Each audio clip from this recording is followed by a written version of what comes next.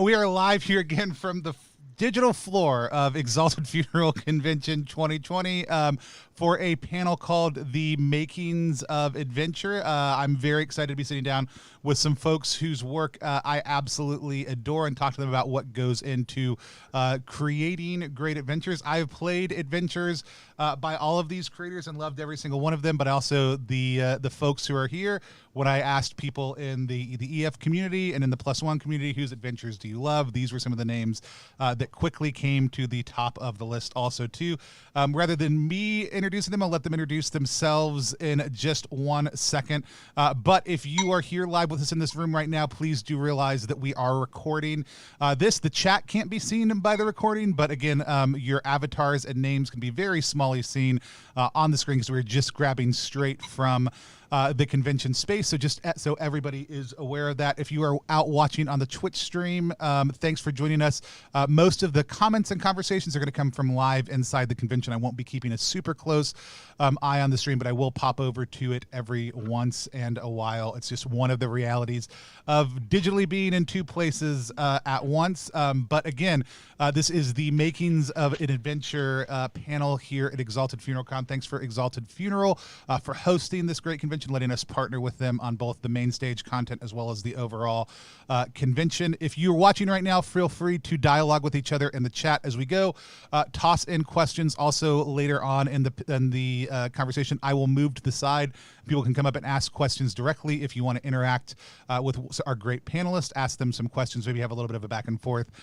You absolutely will have the opportunity to do that later on in our time together, but do it at whatever level you're most comfortable with and engage in whatever way works best for you. With that said, thanks everybody again for being here. Let's go ahead and meet our illustrious panelists. Let's start with Zedeck. Zedeck, why don't you tell people who you are, what you do, and whatever opening question that I had come up with that I don't have up in front of me right now that I'm just going to continue talking until I scroll back up to those, that section in the thing, which I think is what's one of your favorite adventures, but I could be wrong. Okay. Hi, I'm Zedeck Siew. I'm a writer and designer. With Artist Macau, we make a series of zines called 1,000 Islands, which is a Southeast Asian fantasy inspired sort of series of zines. Yeah, I guess I write adventures. Awesome. Do you have what's one of your favorite adventures that you've ever played? I've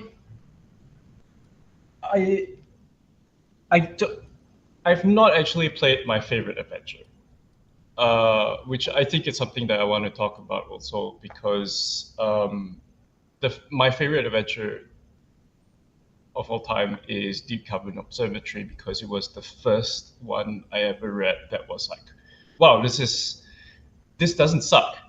When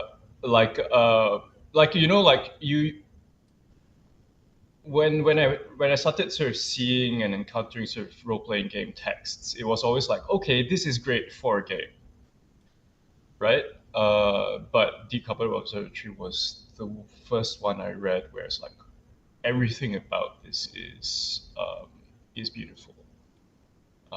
So that's my favorite thing. And I still remember it, even though I've never run it or ever played it, because it was arresting as a piece of work. Awesome. Love it.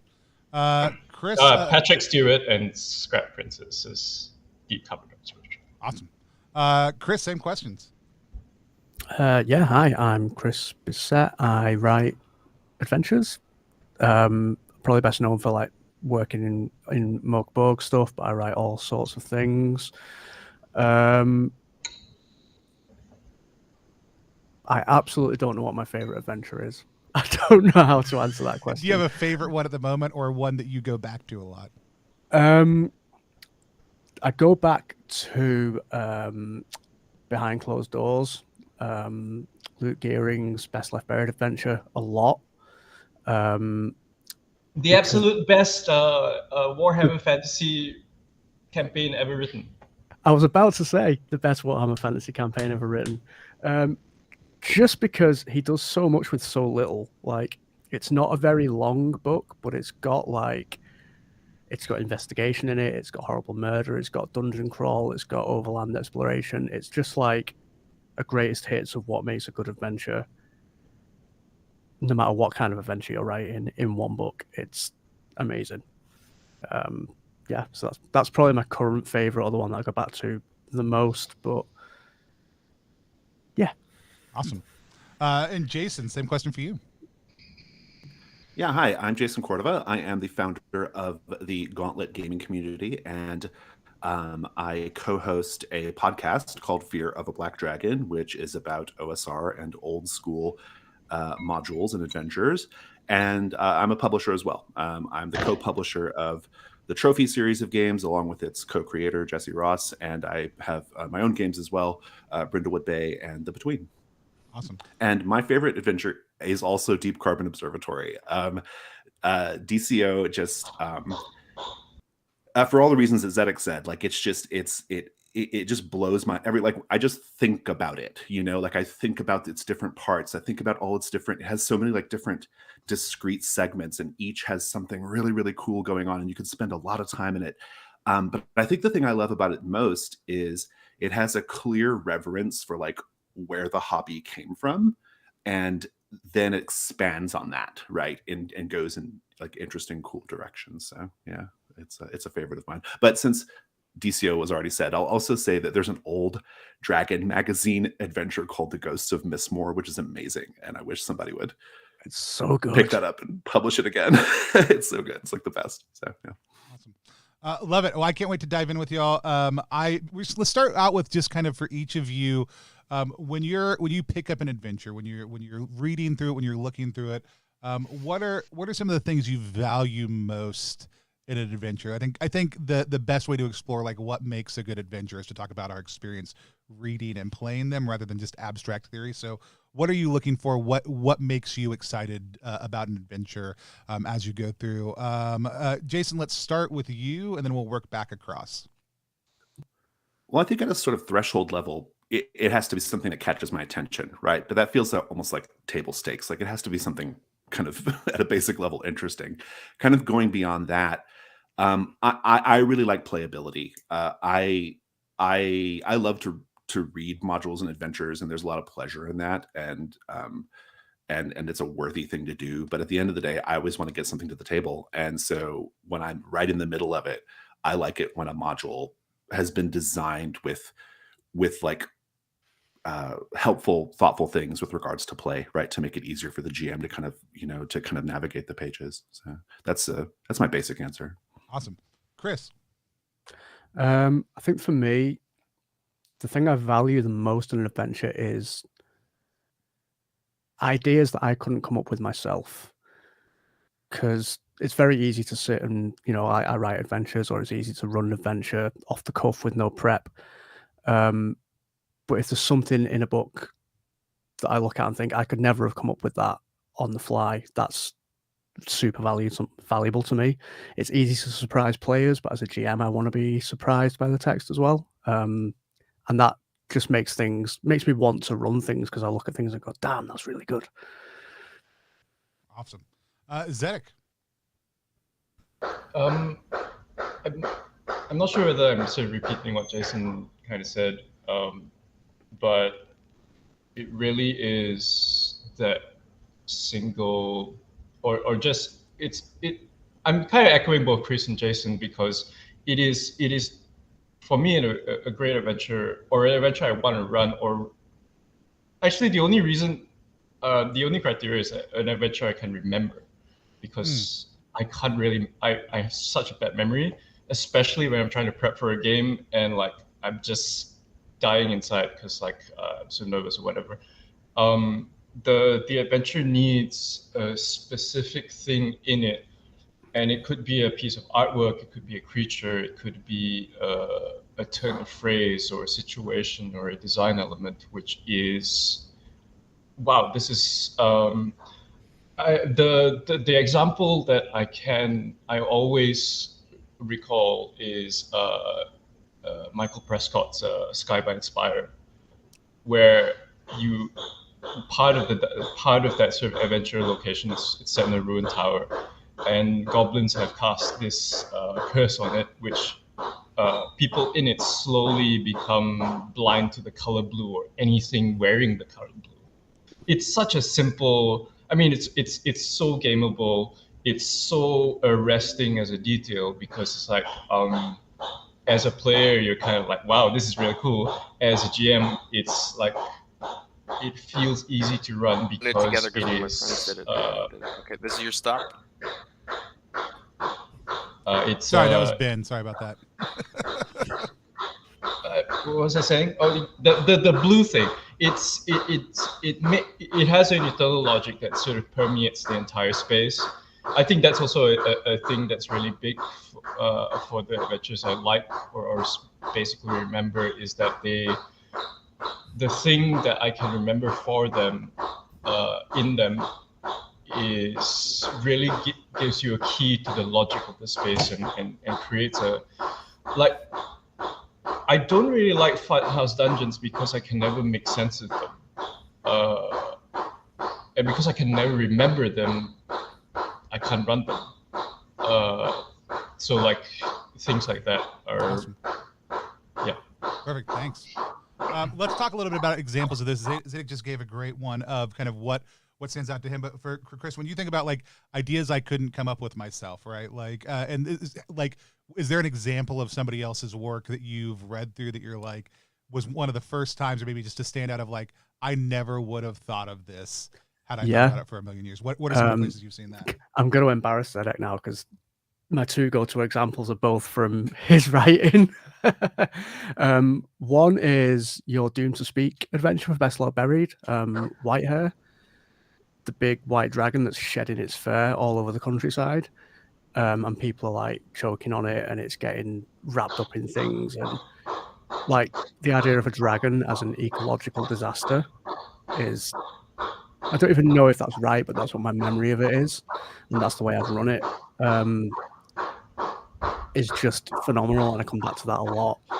And the other one that sticks in my mind is the Faceless King from Beneath the Canals, which isn't even really an adventure. It's just sort of. I talk a lot about catalysts to play, and a kind of a curse that's carried on coins and that kind of spreads like a plague throughout the world on currency is just like. I think when I read it, I threw the piece of paper across the page. I was that angry at how good it was. And Zedeck, we are getting a lot of the hammering in the background, actually. Just Oh, sorry. No, you're I'll mute 100% myself. fine. Like I said, I told you I would tell you if it was an issue, and so it's totally fine. But I just wanted to let you know. Jason, for you, you talked about playability. You read a lot of adventures. People are, I think everybody on this panel does. But you actually publicly do that work. You go through adventures on Fear of a Black Dragon podcast on a regular basis. Additionally, what are some of the things that you see that contribute to playability the best? And could you maybe throw out a couple of adventures that you see do that really well? Well, I think to me, like when I say playability, it's both a matter of like form, like just the like literal like form of the module, like what's presented when, what sorts of sections are there.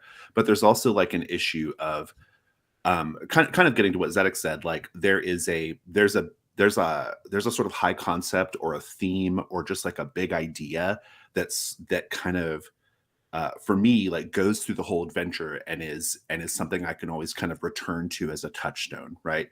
And I think a great example of one that does both of these things really, really well is Where the Wheat Grows Tall. And Where the Wheat Grows Tall is great because it is super functional as just a physical object. Anytime you are going through a particular part of that adventure, the thing you need is always like at hand, right? To the point where it even like repeats things that have already been said earlier in the module, because right here is where you need it most. And so we're going to say it again right here, right? I don't think every adventure has to do that, but this one does. And I think it's very thoughtful. It also has like nice summaries, like here's a summary of what's going to happen in this part. Here's a summary of what's going to happen in this part. So you feel very supported by the actual physical object of the adventure, right? But then it is just it just has a really like cool high concept that and theme of, you know, this theme of like the harvest, this theme of like this like fairy pact, you know, the history of the place. Like it has these big ideas that carry throughout the whole thing. And so even if in the moment you are maybe not completely supported by the text, you have enough like sort of thematic ideas that you can, that kind of function as a touchstone, so you can go back to it and create something on the fly that makes sense and is congruous with the entire thing, right? And so that's it's kind of a combination of those two things, right? This sort of like this like big touchstone idea combined with like a basic practical usability at the table. That to me is like just that's the ne plus ultra of like module design, in my opinion. Like I love it. I love the older modules still that are kind of a mess. You know, like Ghost of Mistmore is like not the most like neatly organized or easy to read thing, because back in the 90s, they just gave you walls of text, right? And they didn't really care too much about like navigability or anything like that, right? There's still a lot of pleasure in those, because to some degree, those more like text dense modules are like teaching you the module. They're teaching you the setting. They're teaching you its characters. And so that extra text is nice in that way, if you have time to read it ahead of time and absorb it all. But in the moment, I think there's a sort of like immediate playability factor that you can kind of like lean into, and I think is preferred nowadays, in my opinion. So. Awesome. No, I love that. And I'd like to take a second and just kind of sit on each of these ideas. You know, we've got playability. We've got this kind of ideas you would not have things that are going to surprise the GM or the players as they go. And we've got kind of this ability to remember something, this mix of kind of concrete, can my brain grab onto it, and sticky, do I actually remember it, that Zedeck was talking about. Let's sit with each of those for a second and maybe talk about how each of you do each one of those in your own work, as if you can think about it, just how you might approach that thing. And let's start with surprising ideas, because I think it's such an interesting thing to think about. How do you create ideas you wouldn't think of, which is not really what you're doing. You're creating ideas that you think will surprise and delight the GMs. Chris, let's start with you for that, and then we can move out to Jason and Zedeck also too. What are ways, and I think this is the thing for a lot of people. They'll stare at a piece of paper and they'll start to write things. Like I'm in the middle of writing events for Through the Void, like my space game, and I'm trying to write astronomical events that they can come across as they're traveling through it. And every single time I've written down more than one at a time, the second one I'm always just like, this is so dumb, and why am I writing this down? It's obviously this is going to happen. Or they start to feel really formulaic as you go through. So there's this weird reality of freshness when you're immersed in the text that I think is really hard. But I'd love to hear maybe from each of you, like Chris, how do you generate ideas that would be surprising for you if you were a GM, or that you think will surprise people as they go? My answer to that would be twofold. The first is to read a lot and read widely, because you need to take things in order to be able to generate new output. But in terms of actually sitting down and writing it, so when I was doing I did a creative writing masters, and when we did like poetry, one of the things that we did a lot was you would get like a core of an idea, and you'd sit down and you'd write everything obvious that you could think of about that idea. And then once it got hard and you couldn't think of anything else, you keep going, and that's where the work starts. And so for me, when I'm trying to think of, you know, what could happen here, or what could a random encounter be here, or what could be in this space, I write all the obvious stuff that I would come up with on the fly. And then I just force myself to keep going and write another. So if I'm writing a D10 table of things, I might write 40 and then use the last 10, because that's where the good stuff is, because that's where you force yourself to think outside of the boxes and the ideas that you usually think in. You can't really surprise yourself, but you can come up with stuff that isn't immediately like surface level obvious. And, you know, the stuff that you discard, you don't ever actually discard. You put it away and you use it in something else where it might fit in a different or more interesting way than where you wrote it. I love that. I won't ask you to tell me an idea that you've had that surprised yourself. Uh, but I do love that, like, pushing yourself past where you need to go. And obviously it stands out when I'm like, I get to the second one and I feel like this is dumb. Apparently I need to write 38 more, and then just I'll keep feel like going. it'll be great. Awesome. Jason, same question for you as far as, when you're thinking about things, 'cause I do think, like, both in between Brindlewood, the different things that I've read that you have created are always delightful to me. There's always these great things mixed in. There's also this great interplay at the table with a lot of those. Tell us a little bit about how you create space for the GM to be surprised in the stuff that you write. It's a really fascinating question and a fascinating idea to me because to some degree, um, because I am so focused on just like play and like practical outcomes at the table, it's just like it's my fetish in gaming, right? Um, because I'm so focused on it, I actually think there actually is space in gaming for ideas that are maybe even a little cliche, right? Because to some degree, the challenge at the table when you're playing a game is to have everyone's headcanon synergize, right? This is the challenge that role playing games as an entertainment medium have that other entertainment mediums don't have, right? Everybody at the table has to have at least some sort of basic shared understanding of what's happening in a scene, And so to some degree, like what might be considered cliche in another medium actually can be kind of a benefit in role playing games. Um, so I'm not like totally convinced that everything has to be like completely like bold and unique idea, right? Having said that, though, yeah, I mean, I what I like to do is I like to look at these things that we've sort of seen before, and then think about how can we put like an interesting spin on that, right? So if you look at Brindlewood Bay is a game about elderly women solving murder mysteries, right? Like that's the kind of main thing you're doing in that game. It's inspired by sort of like Agatha Christie and Murder She Wrote type things, right?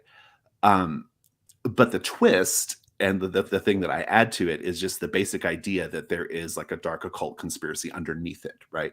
So my approach is more about like looking at things that like we all kind of have a basic understanding of and something that we sort of know, and then seeing how we can either subvert it or go underneath it or try something different with it, right? I like elements of camp in everything I write. Everything I write has like kitsch and camp elements because I think that those things, it's just part of my sort of authorial voice, but also I think those things sort of invite the reader into the space, right? When there's just a bit of humor or a bit of like campiness, it kind of invites the reader in and gives them permission to kind of lean into the darker, more horrific aspects of it, right? It's like it's like your permission slip to do it, right? So that's my approach. My approach is I like the familiar, like remixed or given like an interesting little thing. That's actually why I like DCO so much, because it has these familiar fantasy dungeon crawl elements, but they are given this like interesting point of view and perspective. That's yeah. So that's my answer. Awesome. No, I love it. Zedeck, same question to you. I've been spending the time trying to figure out how I relate to the question, and honestly, I don't like. I mean, it's gratifying to hear that the stuff I write is surprising to other people, but it's hard to sort of answer, like, how do I write things that surprise myself? Because truthfully, I don't actually think about that question at all when the writing is happening.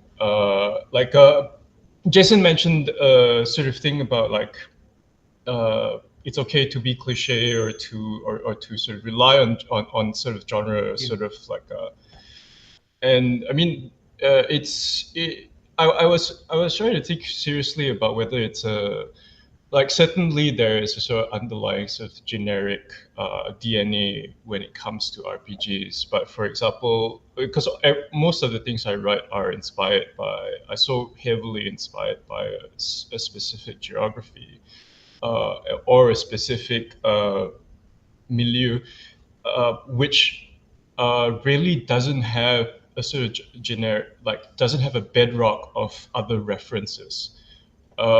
So it is, I guess it's a function of the circumstances of my work. I guess you could call it also a privilege where the work is mainly focused on like how do I create a space that it's sort of like living. So it for me, writing an adventure is almost always to do with space and people in space and how they live. Like really boring stuff that I realize is not fun to play. Like unless you make it fun. Like where are the latrines? Does it make sense for the spring where that feeds this monastery to be so close to where do they wash their clothes? But I mean, like figuring out those details are really an opportunity. You can treat it as like, oh, it's just a latrine. It's got a hole in the ground. Like, but it's also that's a good place for egress for being a trap. What kind of soap does the monastery use, and how does it affect the water and the creatures living in the water? So the creation of that living space is, I guess, it's where I begin. And I mean, if it does kind of sort of throw out surprising outcomes, that's really nice. And obviously, you sort of tweak towards that, but ultimately, there is a grounding it in this, like, how do normal people react to this place that they live in? No, but I love that, because I think something that even from the writing advice that Chris gave through what Jason was talking about, through what you're talking about, is a lot of times the surprising things come from mundane considerations, right? They come from trope. They come from asking these questions about like so that when someone walks into the space, it's because players are going to grab onto whatever they're going to grab onto, and GMs are going to grab onto whatever they're going to grab onto, and by placing those things there, you let people start to think about it in a way that engages immersion, and lets the GM be surprised at the table, but also creates things that they're like, oh, like I would never write about the type of soap. So the fact that Zedeck did means that must be important. And it might just be like you just did because it's part of your creating of the ecosystem, but it's telling them something that they're all of a sudden grabbing onto that creates a unique response and interpretation at the table. And I think that being rooted in a lot of just the mundane, ordinary things is a very real thing. So I love that as a reflection that the surprising things are not always the big things, but oftentimes those normal things that we've just been considerate about including is great. Let's look a little bit at playability, which I think for a lot of people as they sit down is a kind of a big concern. Jason touched on this a little bit. There's a lot of dungeons out there, I think old and new, that you pick up, and it's you have to consume them in their entirety before you could even attempt to play them. They're not designed to be picked up and walked through kind of on the fly, which is where a lot of people think they need to do or do have to do a lot of prep to kind of take that in. But playability oftentimes can be taken in a lot of ways, both the form factor as well as what does this actually look like at the table and how is it actually navigated through. When you think about playability, and Zedeck, let's start with you this time a little bit, because I think the way that you approach the spaces you create for people to explore is one of my favorite things about your writing. And I find them immensely easy to read as well as easy to sit down and run, even though in things that I've read, because I am the least read person in this room. Like Chris at one point recently saying like adventures are the DNA of the hobby, like, which may not be a Chris original, but it's something that Chris has tweeted a few times, like really shifted me thinking about it. Because I'm somebody who, I love improv. I love just sitting down at a table and running a game. I never read or ran adventures extensively if they weren't in the book. And so I'm in this phase right now of really reading adventures far more intentionally than I ever had of my time. Your stuff, though, was always so easy it's such a pleasure to sit down and read, because they're like a travel guide for that section, right? Even when they're an adventure. And the way that you embrace cosmology from the very start is always one of my favorite things for the spaces that you create. But when you're sitting down and thinking about writing a space that people can engage with, what are some of the things that you consider as far as playability, or do you? Oh boy. And if you're like, go to somebody else first, I'll go to somebody else first and come back to you. The issue I'm having with this question is that I've always had a sort of insecurity about how usable the adventures are. So the fact that people do find them actually easier to run is very assuages my sort of bad feelings. But I think where they generally come from in terms of playability is again going back to sort of like what makes sense. Like my background is in fiction writing, and also or also non-fiction writing. So I used to work in media, and it was all about. Generally, this is the rule in writing: is like how is information delivered, when, and in what way.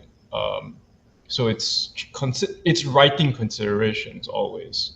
Like writing is design. There is no. I don't think that there's a delineation between the sort of mechanics or the systems or whatever, and there's sort of like how do you begin the paragraph, or how do you begin to introduce this space or these people or this. So it's about thinking how to be a better writer for me. And as for I'm not sure whether that's useful to say. The other thing I would say is that when I start writing an adventure, it always comes from a lived experience. So the like white hair comes from like just I don't know, shedding, because I've got long hair and it's all over the house all the time. Like even that dumbass thing is informs you. Like I wrote in one of my other adventures, there are bougainvillea men, right? And that's because I hate the bougainvillea in my garden. And I think having that sort of personal relationship to what you're writing about, it's kind of like a life hack to make it usable, because you already know how to use it because you relate to it already. Yeah. Well, I think in the same way Jason was talking about trope, like human experiences of like people know what it's like to have a dog jump on them and get covered in hair, or have their own hair all over the place. People know what it's like to be surprised by an insect. Like those aren't tropes, but those are common enough human experiences for us to all of a sudden go like, you know what that's like when somebody at the table can talk about the hair choking you. Like everybody knows what it's like to get hair in your mouth at some point in time. Yeah, I would just like to sort of experience. hop on that thing, especially what Jason said regarding sort of tropes. Is like something that I found as I've written more and more adventures is the idea that describing a thing like, oh, this is your shyest uncle, as a way to describe a character, for example. That's tapping into. It's not necessarily a shared experience because everybody has a different shy uncle, but everybody know. You get a very strong sense of like what this character really is because you know this character. Yeah, no. I love that, but like playability, being able to write into the human experience is a big part that I'm sure does not get considered a lot. And even though that will vary, it's such a good way to translate things to people through that experience. Chris, how about you? Like I think I've said this before. I'll say it again. I think your Morkborg adventures. I think I've told this to you in person, or at least over text. Like I almost regret them being Morkborg because they're so singular. Like they're tremendously Morkborg, but they are also, the way you write adventures, I think, transcends that system so much. And generally, I love your writing style. And I think your stuff is also easy to pick up and play and just start going and discover stuff along the way. And then there'll be a moment where I'm like, oh, this tech or this piece in here is so different. And if I was running it live at a table, I'd have to stop and pause and just be in awe in a moment and then immediately be able to dive back in and just run it. But let's talk a little bit about playability for your stuff. What are some of the considerations you have as you go in? I think my answer is very similar to Zedeck's, actually, because my background's in fiction as well. And I think we were talking earlier about the idea of stickiness and ideas that kind of get in your head and texts that are very easy to remember. And I think that all stems from just at a basic level, good writing. There's lots of people trying to do things like bullet point dungeons and stuff to kind of like playing with information design on a print level to try and make things easy to run at the table. But I think if you just write good words and, get your fundamentals down, it sticks in the head more. Like when you read a really good novel, you may not remember it word for word, but you can remember the shape of it and the flow of it, and you can kind of tell someone about it. And ultimately, running an adventure is, telling your players about it and seeing how they respond to it on one level. So yeah, I think it all. I don't really know where I'm going with this answer. I'm sorry. It's a good one so far. You're good. So. Yeah, for me, it all comes down to just writing good words to begin with, and anything else that comes after it in terms of information design on the page flows out of those words. It's a lot easier to make good words usable on like a layout level than it is to polish a turd. I love it. I'll dive into it a little bit. So, because you and Zedeck both have writing backgrounds in some way, shape, or form. If somebody out there is not a writer and they're thinking, "Well, that sucks because I'm not a writer," you already talked about input, like reading more, taking stuff in, and I think having spent some time playing with you, talking to you, and listening to you, that probably is not just RPGs. Though other adventures will help. That's just taking in things that you can use to make that. But if somebody's looking to dive more into creative writing, do you have any advice on a place they can look, maybe a book or something else that's a tool that might be able to help with that?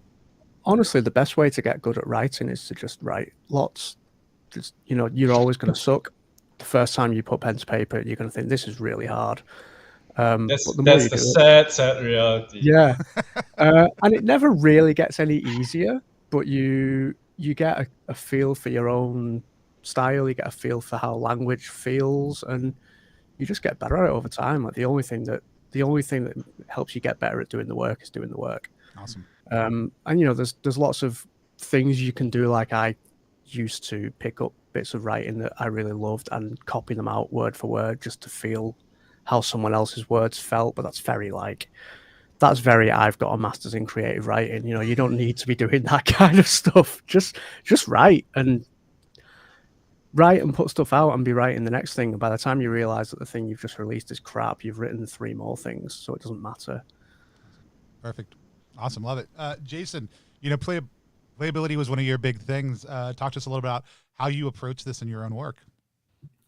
Well, I guess just to avoid repeating myself, and maybe I'll kind of take a slightly different tack here to the question. I will say though that my own background is not as a writer. The very first thing I ever wrote of any length that was creative writing was Brindlewood Bay, but I'm an attorney by training, and so I have a love for procedure and rules that is maybe a little bit more outsized because of that. When I'm thinking about like, apart from the things I've already said, I have a lot of affection and appreciation when an adventure has a very, very like consistent theme.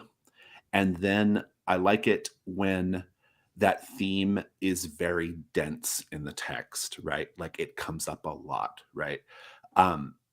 This has a little bit to do with how we at Gauntlet Publishing, the sort of games we publish, which are not like kind of OD&D like fantasy games, but are probably a little bit more like kind of PBTA and kind of story game focused. But they have this sort of but we do publish scenarios and adventures, right, and modules. That makes our stuff a little different, I guess.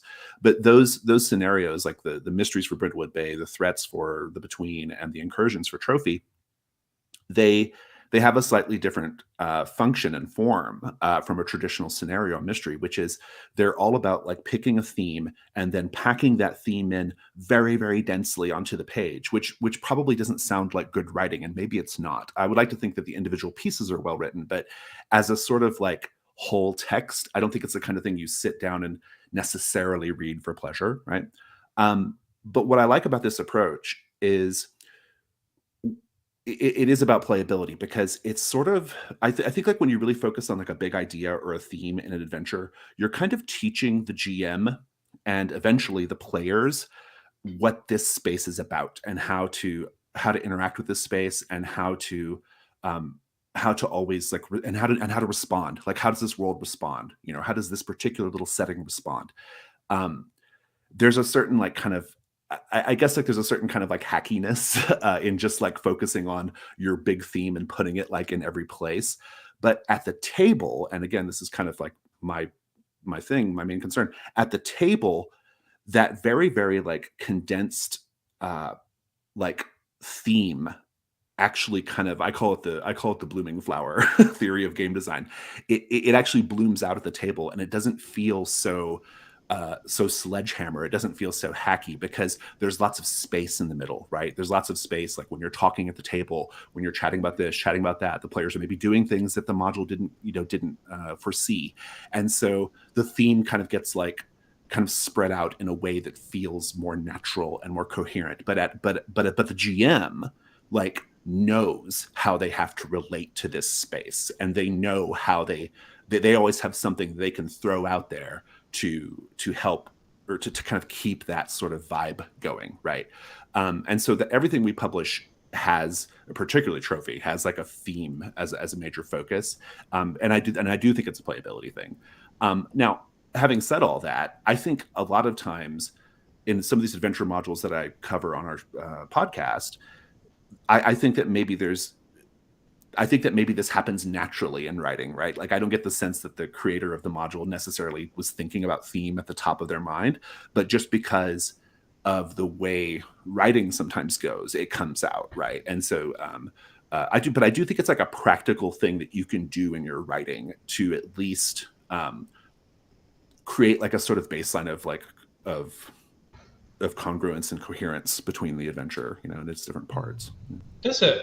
I find that a very interesting point, because it's kind of like starting from different places to sort of get to a similar place, because like I find when I rarely think about theme, but it's all, as you're correct in saying that as the writing happens, it's all about sort of finding, okay, this image kind of is a mirror of this image, so let's strengthen that. Or like there is a sort of serendipitous sort of like parallel between this. So it's about getting to a theme, and you're suggesting that it can also happen that just do a shotgun blast of the same thing, and because at the table not everything comes out, so it doesn't feel as artificial, because it is natural. Well, and I say, like, I'll say this, like, all y'all names came up from the community very strongly. You're all people whose work I love. Y'all don't write adventures the same way. Like, y'all do not have, even when working in the same system as Chris and Jason do sometimes, the like, I don't like, what, as a writer, as somebody who creates games, I don't care about my own authorial voice. As far as, once I've given you the game, it's yours, play it how you want. Like, don't think about me, please. But each of your voices come through in very different ways in the things that you write and create. And one of the reasons we structure the conversation the way we did is I think it's valuable to hear the different approaches, and that, like, Zedeck, you're going through after the facts and strengthening those theme elements as they naturally emerge. Jason, you're coming at it strong, like from the very start. Both of those are valid approaches to doing this. Identifying that theme is an important thing that helps, it gives GMs and players handholds and adventure and help is, I think, such a great thing to do it. But knowing that you can do it in a way that makes the most sense for you as a writer is something everybody should walk away hearing. You don't have to do it like any of these three people or anyone else. You have to do it in a way that makes sense for you. Let's talk about that concrete and stickiness piece. Chris, I think we're going to start with you this time. And as we've mentioned, and some people in the chat have resonated with, like, I think for a lot of people who are GMs, DMs, writers, things like that, creative types especially, like, memory is a challenging thing sometimes. Like, and so the stickiness of something is tremendously important for a lot of GMs and players, but it's also the things that your players are going to be talking about years later, or that people are going to get together and say, hey, how did you deal with this when you played this adventure? How did your folks deal with that on Adventure Tourism? Chris, one of your podcasts. I love hearing you all talk about adventures and hearing the different stories of two different people's parties approaching it the same way, or numerous people's. And so I'm super excited to dive into this. Talk a little bit about like the mix of concrete, sticky, and memory that you try to incorporate into what you do, like making things kind of memorable. Charlie is also asking, and I think this is great, if you are here live right now or you're watching this later on YouTube or Twitch or wherever, go ahead and tell us what your favorite adventure is in the chat. If you have things that you feel like do this incredibly well, toss them over in the chat right now. I think that's great. Would love to get a list of those going. But Chris, how do you create that perfect place of things that are memorable in the work that you do? God, I don't know. I don't even know if that's something that I consciously think about. My memory is awful. The thing I think about when I'm writing adventures, because ultimately an adventure is a tool for the GM. And so I write the things that I would need if I were to run it, if that makes sense. I'm always trying to build. Someone's just said Wet Grandpa, and I could talk about Wet Grandpa all day. Do you know, Wet Grandpa is a really good example of that kind of idea of concreteness and sticky imagery, actually. Because Wet Grandpa is an adventure where the first time I read it, I got to the end of it and I thought, that was amazing, but I don't know how I would use this. I don't know how I would run it. But a week later, I was still thinking about it, and so I went back and read it again. And again and again. And the more I read it and the more I thought about it, the more it took shape in my mind. And by the time I actually got round to running Wet Grandpa, I didn't need the text. I just ran it from memory. And that's a real piece of magic, I think. That's not something that a lot of writers can do. And I really wish I could tap into Evie's brain to find out how she did that. Because, but yeah, I think of writing adventures as building toolboxes and toy boxes for a GM, and I build the kind of tools that I would need to facilitate good play and hope that that is good enough for somebody else to use. And fingers crossed it is, but I don't actually know. One of my favorite moments when Sean F. Smith was running Treasures of the Troll King for us on stream was a moment where we got to the roses growing out of the side of the wall in the tunnel, and there was a point at which you looked at Sean and you're like, not the total scenario, but a specific thing, and you're like, did I write that? in the moment, like, and I like, for me, it was actually really fun for you as a writer to be a little bit surprised by your own adventure, obviously interpreted through Sean, who is a tremendously gifted GM. He'll be running Land of Eden for us this afternoon, but like very, very fun moment at the table to watch you get to be surprised by that also too. So awesome. Jason, how about you? What are some of the ways that you kind of try to create those sticky moments? I'm with Chris. I've never thought about that actively. I don't. It's not an intention. I will say though that it's not even like a top line concern as I sit here and think about it. Not to cast aspersions on your question, Tony, but like, no, it's fine. Because in the games that like we publish and therefore the games that I mostly write in, the assumption in the game is that roughly 50% of the creative input is going to happen from the players in the moment at the table, right? So and this is supported mechanically and procedurally, right? So to some degree, I just want to make sure that the thing I'm writing is a sufficient like sort of toy box or playground space to kind of get things going, so that once the mechanics and procedures of the game kick in, like in Trophy, once you start doing Devil's Bargains, in Brindlewood Bay and the Between, once you start speaking aloud what you're afraid is going to happen right now, that's going to come out at the table in the moment. And to me, that's the pleasure of the game and kind of what we strive for. So having said all that, though, if I just sit here and think about it for a moment, because I do tend to like work within like really specific genres and like and I try to do genre emulation. Genre emulation is kind of the focus of my own writing. I always kind of just try to think about like, what is the thing people really want to be doing in this genre, right? Like when I think about the genre that we're playing with right now, what's the thing you expect to be doing, right? So if I'm creating something that has like more of a noir investigation flavor, what are the things that you want to be doing in noir genre, right? And how do I incorporate that into the text? If I want to be doing gothic horror, which is a space I play in a lot, what are the touchstone things that people want to do, right? Like if I'm signing up for a gothic horror game, I expect, what do I expect, And so I kind of, that is certainly something that's in the back of my mind, but I can't say I ever think of like, what's going to make people remember this adventure, because my hope is that what they end up remembering ultimately is whatever they came up with at the table, right? So.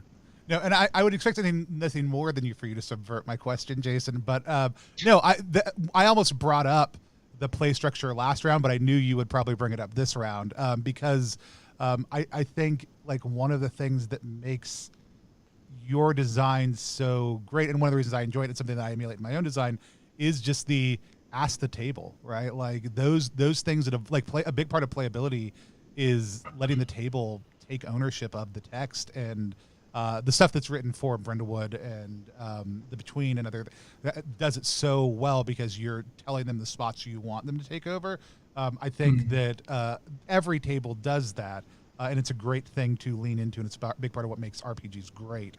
And so it's a very cool thing to see happen. So, but I do think there is a level at which that's still an intentional choice about what you want people to remember from a design perspective, right? Like, we're creating the space for that to happen, and a lot of other games are very casual about that, knowing it'll happen, whereas a lot of the work that you do is intentional and explicit. It's super intentional. Here's where we want you to create space for that in the game, and I think that's so good.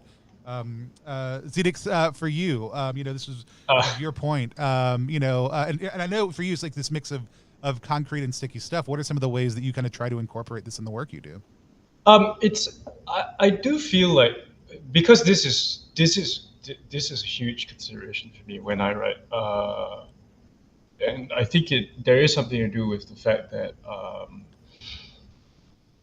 I'm writing for a context which is not completely anglophone or sort of monolingual. So a lot of it has to do with like I can't really rely on the language so much.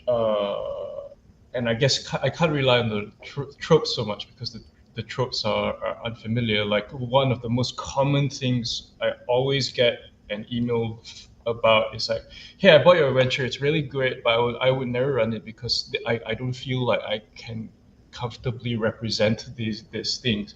And no matter how much we sort of say or sort of frontline, look, your table is your table. Like that what matters is like what your players can feel. That hurdle in people's heads is always, so I'm always trying to dealing with that or reacting to that.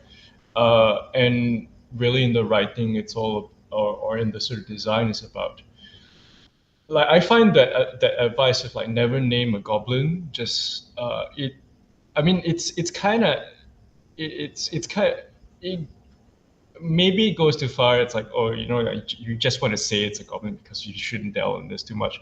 But it does emphasize the idea that the adventure should feel tactile. Like, how does the hilt of this magic sword feel in the hand?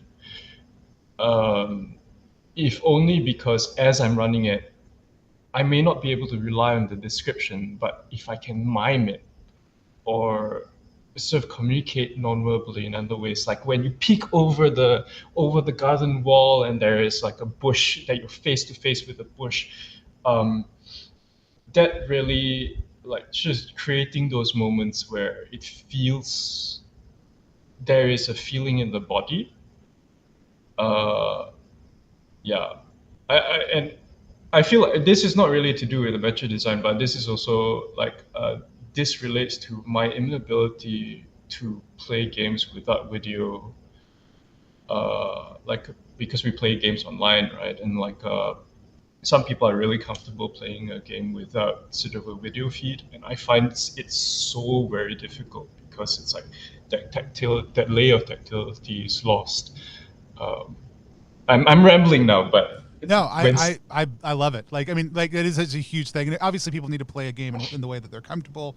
That's 100% something that we support. But like, I'm the same way. Like, when I hop into a random game and people don't have their cameras on, it's fine because that's what their comfort level is. But I love being able to look somebody in the eye, even digitally, be able to like showcase things, mime things, pretend to hand the same way you would at a table. Like at a table, when I'm handing you an imaginary object, I'm never actually probably putting it in your hand because it's an imaginary object, but I might extend something across the table to you. I might want to engage in that. And that's, some GMs don't even do that, and some players don't need that. But it is one of my favorite things, and the visual element can add to that a whole lot. And thinking about the ways that we can communicate that both visually, because we didn't even get into like art or other things like that that can tremendously affect adventure design also too. And I think all of you do tremendously great things with the intentional layout or visual design or other elements of the way that you present games. Is huge. I wanna leave some time for questions. So we're going to transition to that now. If we have other thoughts or other things that come up, we'll do that in just one moment. But I do want to say there's a couple different ways you can do questions here. One is I'm about to move up on the stage with everybody else to one of those other podiums, which will leave this podium empty. You can line up behind it in order to be able to ask a question. If you would like, if you are not comfortable, you are able to just equally type it into chat. Remember, if you are here with us in the convention center, that's where I'll be paying most attention. If you're over watching on Twitch, I may hop over to that if we don't have enough questions here internally. So feel free to type them in, but we're mostly going to be focusing on people who are here in the Gather convention space. But you can either type them into the chat if you want to, anything that we've touched on, something else you have a question on. It could be big, it could be small, or you can come up and ask them. You're welcome to turn your camera on, leave it off. Just turn on your audio if you come up also too. But I'm going to vacate this space and move up so we can do that. Also, Jason, Chris, Zedeck, if y'all have questions for each other, this is a great time to ask them also too. But I'm going to move up there and then we'll open things up to Q&A. Can I ask my fellow panelists whether how strongly sort of system considerations affect the way that you make adventures? My answer is easy. It's the only consideration because I only write games for our systems. But I read and play loads of adventures for other systems. So yeah, and also you play so many adventures that were written for Trophy intro. Right. Yeah. I managed to make it work. But the funny thing is, like, for Trophy Gold, like, we literally designed Trophy Gold so that I could play these cool modules that I loved in a system I preferred. But then we sort of made it its own thing. So yeah, but it was a bespoke system just for me until we decided to make it a more widespread thing. Chris, for you, system considerations? I think unsurprisingly, my answer is the complete opposite of Jason's. It's very rare that I think this is going to be, a Mortborg adventure or a 5e adventure or whatever. I tend to write write fiction and then adventurize it later. So yeah, and I'm making more of an effort to just let things exist without a system at all in the stuff that I'm working on at the moment. Sometimes, like especially with like Treasures of the Troll King and In the Blue Light, I was like, yeah, these are absolutely Mortborg adventures, but only because they use the setting of that game. There's nothing inherent to the system itself that those adventures rely on. And in fact, I even used Jason's Labyrinth move for Dungeon World in the Blue Light because I don't really care about system. That's actually if I can, I have a question for my fellow panelists as well. We just finished reviewing Lauren's Song of the Bachelor on Fear of a Black Dragon, and it should be out in a few days. But that module does a thing that we didn't emphasize too much in our discussion, but I want to do it now, which is when you're doing the river encounter, when you roll doubles on the table, the Bachelor appears and you have to deal with the Bachelor. And I love that as a way of sort of mechanically, like, giving something in the module importance via the mechanics. And so I'm curious if that's something that either of you think about. It sounds like maybe you kind of do, Chris, a little bit. when you mentioned the labyrinth move, but or if that's something like Zedeck, was that like Hydra Co-op's idea or your idea? like that little mechanization of like story elements. To be honest, it is to do with my ongoing obsession with collapsing, getting things down below a certain word count. So like I have this problem with random tables where they all have to be like aligned on the page, and they all have to be, they can't just be a table for single purpose. I've realized that I just do it because I like doing it, and use the word count as an excuse. So it was a way like that mechanically was by the way, because I just wanted this random table to do more things than just the 2d6 roll. And yeah, because like, you know, like I don't feel like I made any innovations there. I think definitely it's been used before for this purpose. I feel I don't know whether I'm correct, but it was just a way to double up. Yeah, I'm not sure that answers your question. No, it totally does. And I guess my question is just more about just like kind of, because we didn't talk about it in our main discussion, like the importance of maybe like mechanizing like particularly important moments in the story, right? And to me, it seemed like when the Bachelor shows up, that's a big moment in the story, right? And so like it's reflected mechanically with that double, you know, so whether you intended it or not, I think it has that effect, which I think is pretty cool. Yeah, love it. Let's open things up to the floor. Charlie, if you want to unmute yourself, go ahead and ask your question. So you all kind of touched on the idea that whether it's personal experience or reading or being a lawyer, how all of that informed writing a great adventure. And I wondered how or when the running or experiencing or playing a great adventure kind of spilled back out into your life. Like, does playing these games inform other parts of your life creatively or otherwise? I feel like Jason might explode if we don't let him respond to this first. 100%. 110% is the answer. No, listen, like, so I don't know, Charlie, I don't know how much you know about me, but like we have this whole like, in the Gauntlet, our whole thing is like, we have this big public gaming calendar with like hundreds of sessions. And I run probably 4 sessions a week. And when I'm running a game session, I am absolutely paying attention to what hits well at the table, what people respond well to, what kinds of things are like clearly exciting to people. And if I'm in the stage of a project where I can make the change, I make the change. And like, so this is part of the reason why like our games exist only digitally for so long, because we're kind of always working on it, right? We're kind of always working on it and taking like the things that happen at our tables and sort of like working it into the actual main game. An example of this is in one of the mysteries in my game Brindlewood Bay called The Great Brindlewood Bay Bake Off, where the characters are participating in a sort of Great British Baking Show type TV show. Someone running the game, I think it was Sharang Biswas, they changed it to where the players actually physically looked up pictures of cakes on the internet and they showed it and they said, this is the cake my character made, right? And it's just such a little thing. And I was like, oh, I love that. That's going in the game. And so we changed that whole mystery to incorporate that into the game. So yeah, it's a huge, huge thing for me. I love it. But that's also like part of my personal creative process, is that sort of like just kind of seeing what other people are doing and kind of riffing and stuff. Yeah. And if you want to see some weird cakes on stream of that adventure, you can go watch our actual play of it. Oh, that's right. We played that one together. There's 3 real good cakes mixed in. They're very different, each and every single one. You can go find that over on our channel.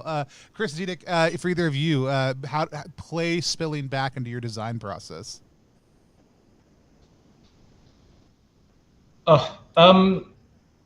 I try, although it doesn't always happen. So really, this is in contrast to Jason. Like I try to run the stuff I write, but that doesn't always happen, to my shame.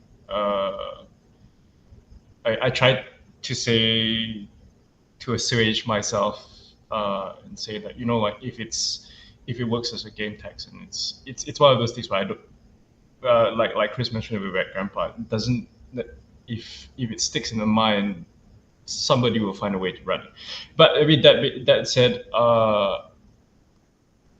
it always is an eye-opening experience to see when somebody else runs it, and then that information comes back to me, and I say, okay, because there are always things where I thought this was eligible to other people, but I guess not. And that's a way that happens naturally, is because I work collaboratively. I've never not worked with an artist. And really, it's whether it's Mankao or Nadir, they read the thing. It's like, actually, I'm confused as to how this thing really looks or how this thing behaves. And that is sort of an information. In a way, I do feel like they are playing the text in their head. This is kind of a cop-out. I don't know. No, that's good. Any further thoughts, Chris? If you got anything you want to add in, that's great. Otherwise, we'll go to the next question. Yeah, I mean, I think like Zedeck, I don't really run my own adventures because I have the shape of them in my head anyway. So running them from the text is not really something that I'm capable of doing. But I think of writing as a very cyclical process. You have periods of ingesting and periods of like doing the creative work. And so for me, play is one of those periods of ingesting. So like I play a lot and I run a lot of other modules, and even if it's not consciously, that all feeds back into the work that I produce. If you know, whether it's coming up with something for a campaign and thinking, oh, actually I'm going to write that up and publish it, or even if it's just little moments of kind of synchronicity, or you know, little moments of surprise in play where you think I'm going to steal that.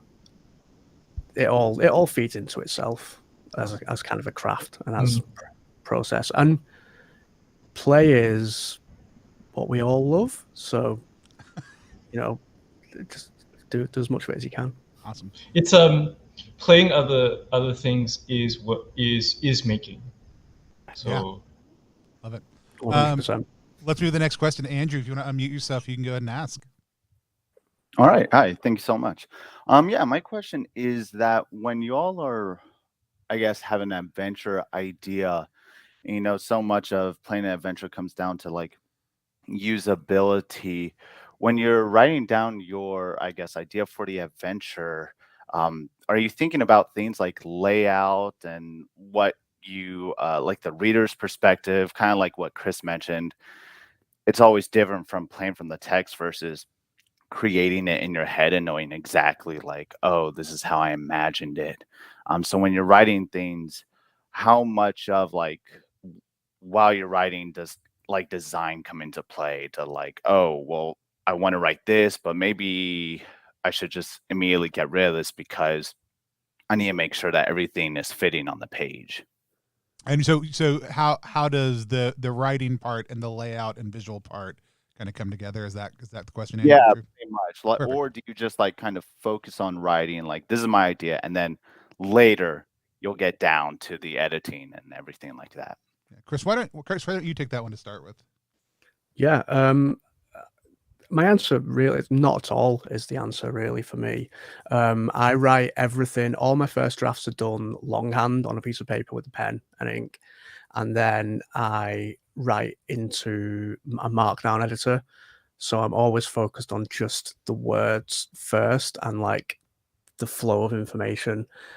And I'll go through editing, etc., before I ever get near layout. And I might have some ideas for how I want it to look, because I do my own layout as well. But yeah, I'm very much like words first and worry about the delivery of it afterwards, because it kind of comes back to what I said earlier, where I think that if you have good words to start with, everything else is just sort of an extra. Cool. Awesome. Other thoughts, Zedeck or Jason? I'll let Zedeck go. I really don't have any thoughts because a lot of the writing I do is within like established structures already. So there's not like, it's not like a major concern for, now I created those structures or helped create them, but it's kind of a different process, I think, because we're working within a particular structure. Well, I'll hop in on that a little bit. I was curious if you're gonna bring that up. Because like I am somebody who is in layout as quickly as possible. So I'll write my general stab at it. I'll create the format for what it looks like pretty consistently every single time. And then I'll only vary outside of that afterwards. So I'll create templates that I write into all the time.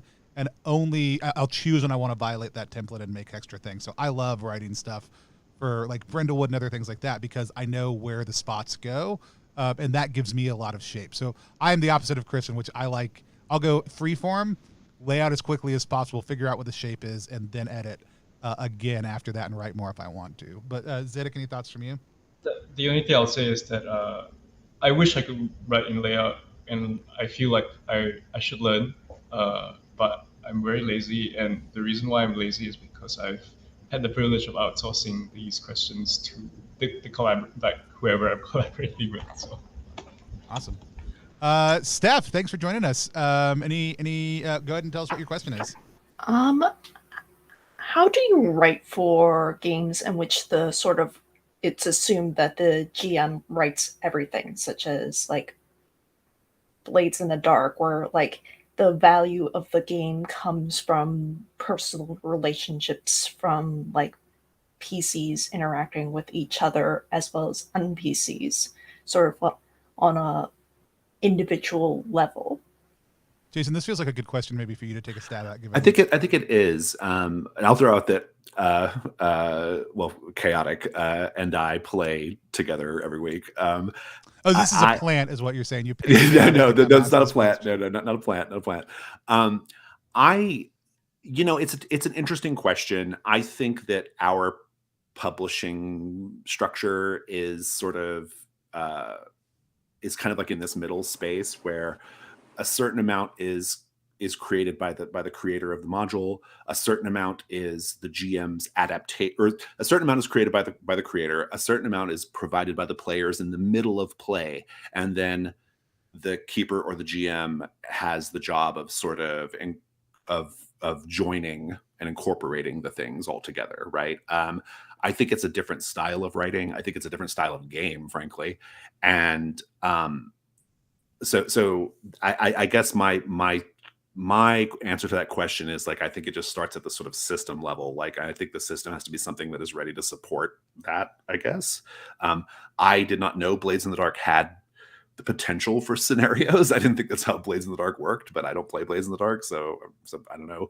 But like yeah, I think it kind of depends a lot on like just sort of that feels like a system question to me, really, more than like a adventure design question, I think. But, yeah. Anybody else have thoughts on that? Who's maybe tried to take a stab at something where there's more of an emergent play state at the table? I mean, my only experience with it really is writing for Brindlewood Bay,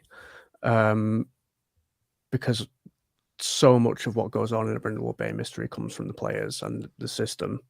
But when I was writing mysteries for it, my focus was on creating that like stickiness. So in creating really strong, memorable characters as the NPCs, and creating really vivid clues that are, I'm going to use my favorite phrase again, catalysts. So something that players can grab onto and say, what is this and what does it mean to us, I guess would be my answer to that. But that's why I tend to stick to more like dungeon game stuff, because I get to write really specific things. I will say that the stickiness in your Brindlewood Bay Mystery Fudge Jury and Executioner was so well executed that like I have now looped back into the main setting of the game for the Kickstarter edition books and have like accounted for the existence of Faversham in the sort of lore of the game. And so job well done as far as that I'm goes. really glad to hear that. Oh gosh, I can't wait. Zedeck, any thoughts on that? I have to admit that it's not a thing that I have experience with. And it really is to me, like, it really does sound like a system thing. Yeah, I'll touch on it briefly, not having written for Blades extensively, but having run Blades, and also Through the Void has a pretty minimalist design style to the things. Like a dungeon is a sheet, but there's also 3 or 4 dungeons on that sheet, so it's very instanted. And iToaster, though you can write full adventures for, and Madeline and Bird did, and we're getting an anthology coming out. Seeds are really helpful for GMs. At the back of iToaster, Right. I put in just one page, because I needed to fill out one more page of adventure seeds that were just 2 or 3 sentence prompts of here's the setup for your appliances, because it's a Brave Little Toaster inspired game. Unless Disney asks, then I don't know what you're talking about. But those types of things for systems like Blades, giving the GM heist ideas are great. And then looking at toolkit games, things that are like minimalist OSR style stuff where they give you a lot of different pieces, I think are good ways to think about writing for a system like Blades, where you're like, hey, here are 4 or 5 things that could be in this thing, and you as the GM now have a little bit more than you would have had before, and not having to worry about any of the things that connect them or put them in the middle other than some of the different pieces. And again, that's the kind of thing that I immediately would create a template for, decide what I want to go in those spaces, and I would just populate them every single time, and then I would put together a collection of those. So for me, I love writing. That's actually the space I'm the most comfortable writing in for their designs, is that kind of formatted space where I'm like, I'm not going to give you the connective tissue. You go figure that out yourself. Here's the format and where we're going to populate. I think I maybe misunderstood the question, because I heard it as like, well, how do you design an adventure where it's players interacting with other players? And yeah, I'm in answer to that specific question. There is some consideration about how the sort of things that you write in the space interact with people who are encountering that space, and certain people might respond to certain things. But yeah, I guess I have no experience in mechanizing how, because I don't play those kinds of games, how one player's character, how the system prompts one player's character to interact with another player's character. I also think Brenda would be just using questions as a writing tool. I was about to say, should I just go ahead and talk about paint the scene questions? Talk about some of the narrative tools, because I think the unseen, paint the scene, and just asking questions all work in this space. Yeah, I mean, I'm a big believer. I mean, I like narrative tech is kind of my thing, right? I mean, it's what I explore in my game design, and I think that's kind of a separate thing from like adventure design, but so I think it is still kind of a system question. But no, I think there's a way that you can just at a basic level just use questions, that explore ideas within the text of the adventure that invite the players to, in answering that question, invites the players to sort of like interact with the space. So yeah, absolutely. I mean, I think that there's like my narrative tech that are in my games. There's like literally no reason why you can't take that tech and put it in an OSR game or an old school game, or like, there's nothing about that's like, there's nothing about it that's special to Powered by the Apocalypse, right? There's nothing. Powered by the Apocalypse is just my preferred sort of car to get there, right? But like there's like nothing about the narrative tech that I've created that sort of like lives necessarily in that space. I think doesn't Luca Reyes, a lot of his adventures do pose the question of like, how do you relate to this particular detail in this particular space? So yeah, they do. I think he does that. And like Down We Go and Together We Go games like Through the Void, they don't have rumor tables in the sense of some of this is false, some of this is true, some of this is partially true. They ask rumors, and everything's at least partially true, and you're going to encounter whatever you do in the dungeon. So you're letting the players in a very real way speak things into being and let everybody do it. There's a lot of real egalitarian things that does at the table also too, and letting everybody own it. And like Jason was talking about earlier, getting people on the same page, which for like Blades, fictional positioning is so much more complex in that system than it is in probably any other game that I can think of off the top of my head. And so asking players those questions, establishing those things, I think are tremendous ways to do that. CCAT and UVG and the stuff that Luca does does incorporate a lot of what does this look like as you go through too. I think Witchburner is a really good example of that. Witchburner is excellent, yeah. Stuff. Like, because Witchburner is literally just a list of NPCs and a list of events, and then the instruction to drop the players into it and see what happens. Yeah. And it's one of my favorite adventures. It's really great. It's so good, yeah. Yeah, we've got 3 more folks lined up for questions. Jeremy, why don't you go ahead and step onto that thing, unmute, and ask us. Jeremy's here. Hey, thanks for being here. I missed some of the first part of this, so I hope I'm not asking a question that got covered at the beginning. But I was just wondering what you find more important in an adventure, the NPCs or the setting, the what's around and what's in the room type thing. If you had to go heavy on one of those things, which one would you go heavy on? So would you go heavy on people or heavy on places if you had to choose between one of the two? Yeah, and not necessarily just places, but what's in the place and what the place is about. Cool. Yeah, perfect. Thanks, Jeremy. I consider NPCs part of the setting, so it's all the same. It's all setting to me, because I think even NPCs tell you something about a place, right? I think otherwise, I'm not really sure how to answer the question. I can't say it's something I've ever thought about too much. I'm gonna say that my position is the exact mirror image of Jason's, because I consider the settings characters. Like a magic item is a character.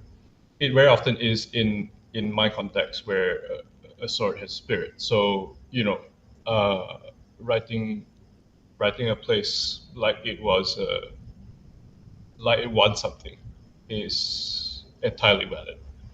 Awesome. All right, Chris, break the non-actual contentious tie. I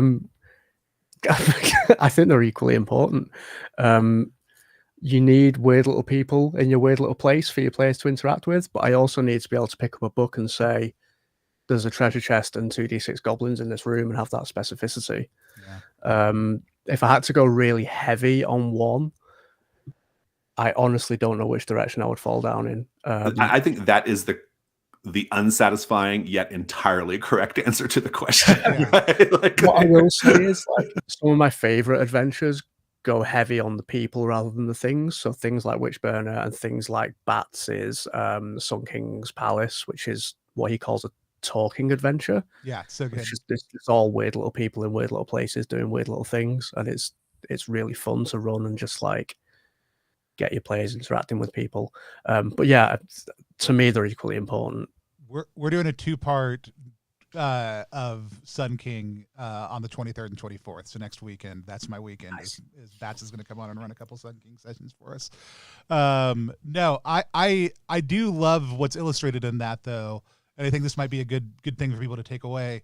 Consider what your approach is, right? Like Jason, you talked about NPCs being part of the setting, but I was also say, reading your stuff, I will read more about NPCs, and there's a lot of setting questions that you leave open to players. But Zedeck, I also loved you saying the spirit of the place, right? Like being a humongously important thing. And I think that informs those are perspectives. So whether or not one is more important than the other, or what you lean into, Chris loving, weird little folks to put into place, think about what you want to be the goal of that space, and how you're approaching the relationship between those two things is a really important question. Rogue, what do you got? Hey, you guys touched on this a little bit, but I was wondering, how does consideration for the system go into your writing process, and even going system versus system agnostic? Yeah, we talked about this a little bit. I think this is Jason, maybe having you touch a little bit on because you do system specific writing, and because you take other adventures and then port them in to one of your systems, what are some considerations you take when you're moving things back and forth into Trophy Gold? I think would be an interesting thing. Zedeck, I've got a question for you, and Chris, you can talk about it however you want. Everybody can do whatever they want because you're all people with your own agency, but I love the way you reframe the question there, Tony, actually, because the answer is kind of the same. Like whether I'm writing something specifically for one of our systems, which is pretty much exclusively what I do, or if I'm adapting something into one of our systems, it's always about abstraction. I think there's a certain amount of abstraction that is kind of taking place. So in our own sort of like homegrown scenarios for our games, there's a lot of like just big ideas and high level ideas, because the players are going to kind of fill in the details, right? We like to say that like we provide the skeleton, you provide the meat, right? That's sort of the idea of our ethos. But it works the same way in the other direction for me. Like I'm looking at like, okay, I look at a really, really like dense, fascinating, interesting module like Deep Carbon Observatory, and I think about how can I like pull it apart and grab the bits they're going to work best in trophy gold, that are going to hit right. What are the delineations of spaces so that I can create sets? Like, so it's just sort of like, it's kind of like adding a layer of abstraction to it so that it fits this more like lighter, emergent collaborative system that I prefer. And so that's why the classic modules are probably the hardest by far to run for me, because you have to do so much abstracting, right? You have to take what is very, very dense detail and like pick out. I mean, my modules are literally like highlighted, like here's the thing we're going to talk about in this part, we're going to discard the rest of it, right? Whereas in the newer OSR modules and like the sort of like art punk stuff, like that stuff's actually super easy to adapt to the systems I prefer, because a lot of it is just like key moments, big ideas, cool monsters, cool, sometimes it's a picture, like just something like there's like a cool thing that you can kind of grab onto, and then that's what you import into the sort of lighter system.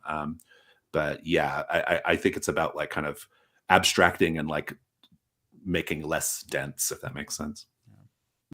And Zedeck, I had a really great thing I was going to ask you, and I cannot remember what it was right now. So any thoughts that you have on it also too? It had to do with like Thousand Islands, ways you write versus when you write for a system, but I honestly don't remember what my question was going to be. So thoughts that you or Chris have are great. I will say that there is the difference between me writing for 1,000 Islands and even right now when we are writing adventures for specifically adventures for 1,000 Islands versus when I'm writing for other things is that there isn't really a difference, except when, or maybe I have to hit dice in this one, I guess. I don't know. Really it's about, again, it's about dealing with like, how sticky or how concrete is this creature or is this place or their motivations, and then figuring it. I think it's similar, very similar to how Jason takes a text and sort of transposes it to his preferred system with his trophy, whereas mine, like I run a shitty homebrew. I basically ran 5th edition with everything stripped off, and none of the adventures I run are written for that. So it's like, I don't need any of these numbers. I need the Skybind Spires thing where, the curse is blue, you can't see the color blue. I need that kind of thing. And that's how I write, I guess. Awesome. Love it. Chris, any thoughts? Yeah. My initial reaction was I don't consider system, but actually I think the question actually isn't a matter of system, it's a matter of audience. So if I'm writing an adventure, what I need to consider is who is my audience. You'll find the words "I trust you," "have fun" a lot in the introductions to my adventures, which is quite flippant. But if I'm writing an adventure and I think the people who run this are going to be running BX or OD&D, I can leave a lot of system stuff out of it and trust that the GM is going to be using procedures like reaction rolls and is going to be willing to kind of adjudicate things. Whereas if I think this is an adventure I'm going to be pitching to 5e groups, you write in almost a more defensive way that takes account for a lot more of the things that might come up in play, just as a matter of like 5e play culture. Like, this isn't a criticism, it's just the way that those adventures are written tends to be like, here are all the possible outcomes, and it's in the text. Whereas like a BX audience, you can kind of trust to make up what's going to happen. So, I don't need to think, oh, well, what if someone wants to run this in Trophy Gold? I need to write it for Trophy Gold. If Jason wants to run my adventure in Trophy Gold, I can trust him to pick it up and make those adjustments in a way that suits his game. Just like, you know, Zedeck could pick it up and run it in 5e with all the 5e bits stripped out. So yeah, I don't really consider system. I think more about who's going to be playing it and what they're going to need from me rather than what numbers they need. Awesome. Love it. Smago, if you want to step up, ask your question, but I think that's a great observation, Chris. Like, and it's something that came up in the last session of like, and I love, but specifically the language of like, you know, not considering and knowing that people are going to find the game. Like, whatever your writing style for adventures are, like, there may be people who don't like any of the people who are here's right now adventure writing style, and that's fine because they may have somebody else that they love. When you're writing things, know that there are going to be some people who love the way you write stuff and other people who just never get it, and that's okay also too. Like, trusting that the right people are going to find your adventures, I think, is huge. You can always make things better. That's not a reason to not get better at what you do, but know that your style is going to develop and people are going to find you who like that style. Smago, good to see you again, buddy. How's it going? Pretty good, pretty good. I feel like a lot of this has been kind of talked about a little bit. Maybe we could explore it a little bit more. The topic of my question is GM support. I feel like I know what Jason's gonna say, but what is your personal philosophy on that? Like, I mean, obviously you could say that the entire venture is GM support, right? It's that's the audience, but maybe you could talk about specifically, do you guys share any sort of common philosophies of what's the definition of GM support in an adventure? That's a really good question. I'll let the others speak, though. I was gonna say I could feel Jason's readiness to talk. But yeah, Chris, Zedeck, either of y'all have any thoughts on GM support?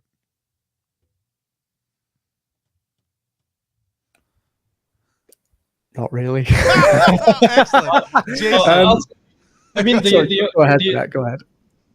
I think the only consideration I really have with this question is that can I run it? Mm-hmm. So I write for me running, and obviously that's a huge blind spot because you don't know what you know that other people don't know. But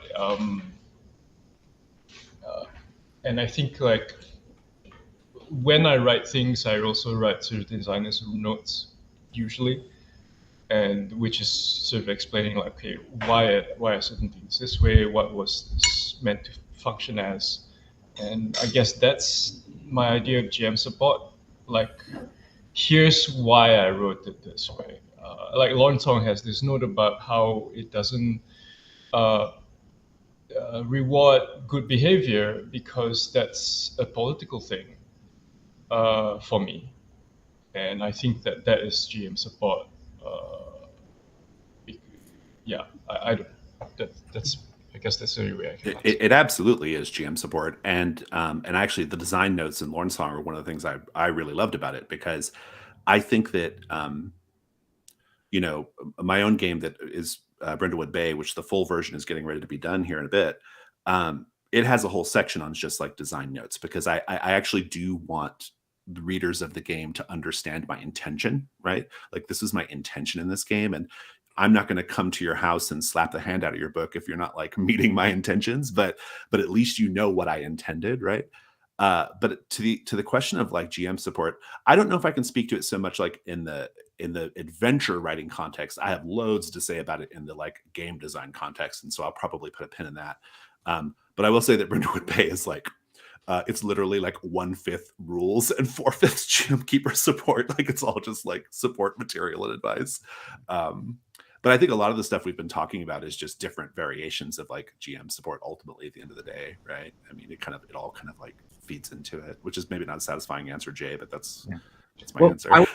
Actually, Chris's last answer to the last question, when he's talking about writing for 5e groups and having, you know, like that play culture needing this is what happens, this is what happens, this is what happens, versus like some, you know, other play cultures with they don't need that. I think that I feel like that was like raising some, you know, like pushing some buttons.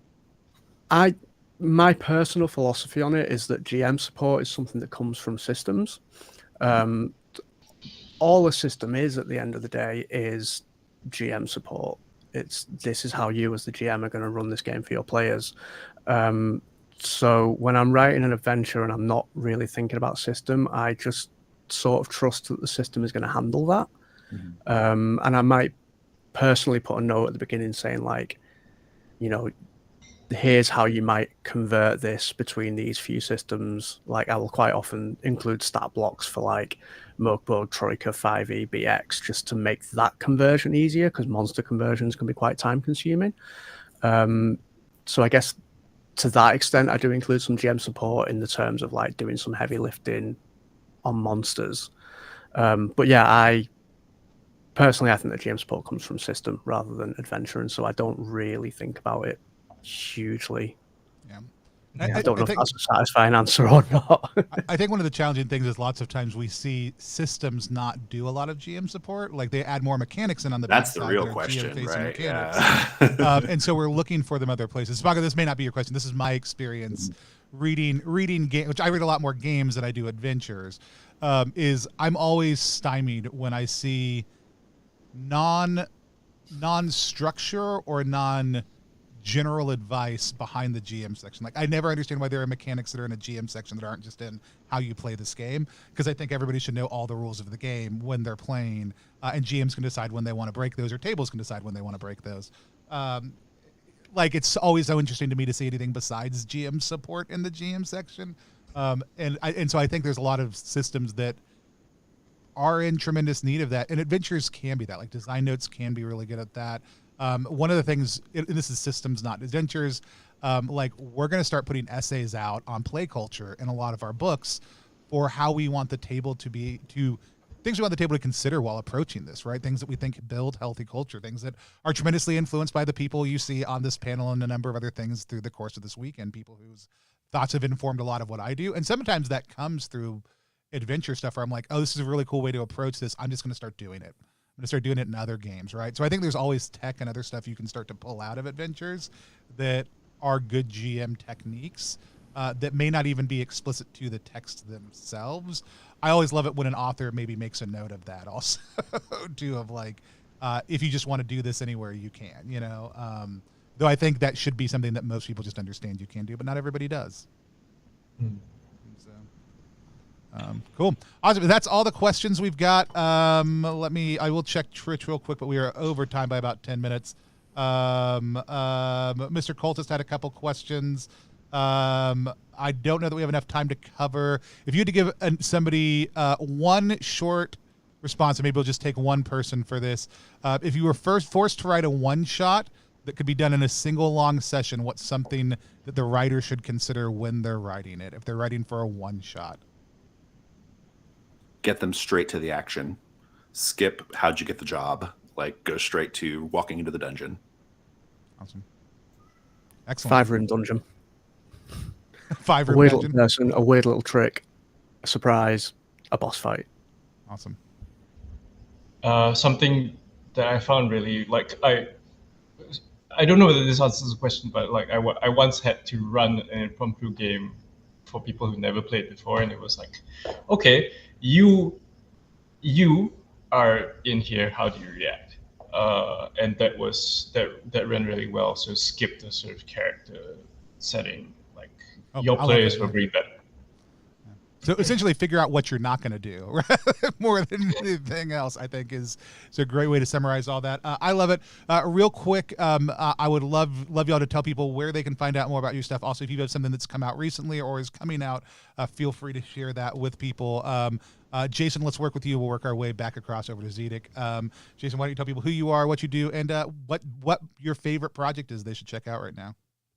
I'm on Twitter at JasonCordova6, a Twitter account that amuses and delights the role-playing game scene from time to time. I am also at a website. Our website is gauntlet-rpg.com. That's where we can find all the Gauntlet-related stuff. And our thing coming out right now, we have a spin-off of The Between called The Between Ghosts of El Paso, which is going to be in the Gauntlet Patreon.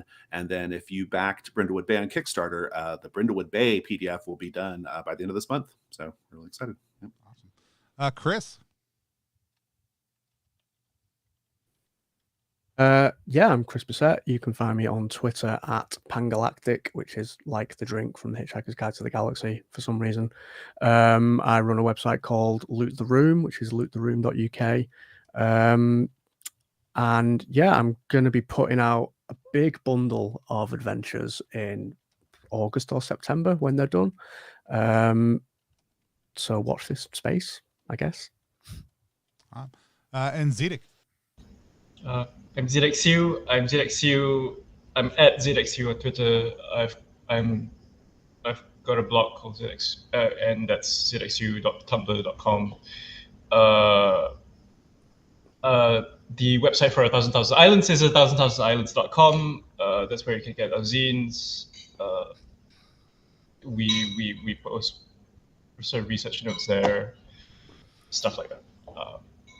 That's me. Yeah. Awesome. Thank you all so much for coming. Also, if you're watching this live over on Twitch right now, thank you so much for tuning in. It was great. We had about 50 people with us throughout the course of the morning, both here between the two locations, which is absolutely tremendous. We're very, very excited. If you're here for the entire EFCon, feel free to walk around. Thank you for all the confettis also in the air. It's always really helpful. It makes people look like they're excited about what's happening. But we're here at Exalted Funeral Con all week long. We'll have streams going on pretty much all day. I've got a short little break coming up for a couple of hours, but then we'll be back this afternoon with instructional design with Joe D. Simone, who I see slinking in the back row, Richard Ruane, and Daisy Grant talking about what learning and instructional design have to offer people who are doing game design. It's going to be super nerdy, but you should absolutely come back and check it out. I don't know if Zedeck, Chris, or Jason are sticking around at all. For a little bit, I know they all have lives and aren't going to be here the whole weekend, but if y'all want to stick around, y'all have access the whole time. We'd love to see you. Feel free to pop in and pop out for anything that looks good. And if people want to chat with you, feel free, hang out and chat. The mess hall is a great place to go to do that, or the trading post, but we aren't using this room for anything for the next couple hours. So if you just want to chat here or wander around camp, you can. With that said,